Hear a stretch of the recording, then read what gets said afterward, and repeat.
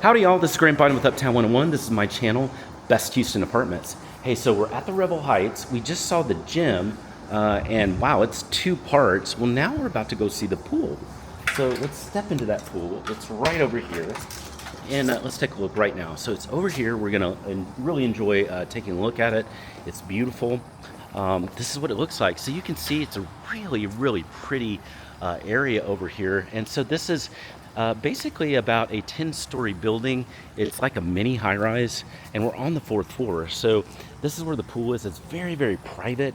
I love the feel over here. It's super private. It's surrounded by beautiful apartment homes with balconies. You can see people have their bikes, grilling, all sorts of stuff on in here.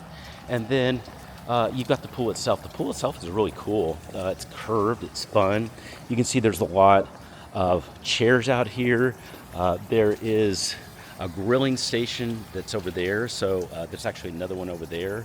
It's just quite beautiful, actually. There's a lot of in the pool seating here.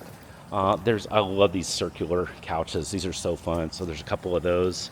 So anyway, just a lot of space in here and then there's even kind of this area over here it's shaded. And so let's look at that just real quick.